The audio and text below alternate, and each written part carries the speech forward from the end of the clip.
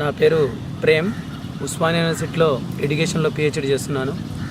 అయితే ఈరోజు 14F రద్దు చేయడం మేము చాలా హర్షం వ్యక్తం చేస్తున్నాం.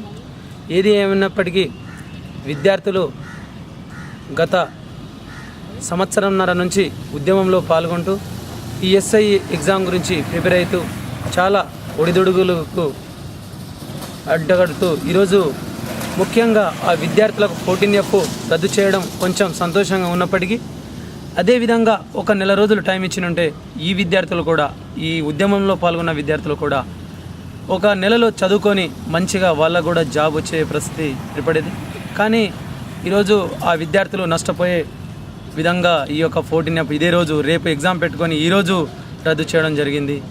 అదేవిధంగా ఈ యొక్క తెలంగాణ విద్యార్థులకు ఈ 14F తొలగించినప్పటికీ సంతోషంగానైతే లేనే లేదు. విద్యార్థులు, ఎస్ఐ విద్యార్థులు, చాలామంది విద్యార్థులు తెలంగాణ కావచ్చు, అదేవిధంగా రాయలసీమ విద్యార్థులు కావచ్చు, ఆంధ్ర విద్యార్థులు కావచ్చు, వాళ్లకు తెలంగాణ విద్యార్థులకు ఆంధ్ర విద్యార్థులకు పోటీ చూసుకుంటే వాళ్ళు ఇప్పటికే ఆల్రెడీ ఒక 3-4 టైమ్స్ చదివి పెట్టుకున్నారు.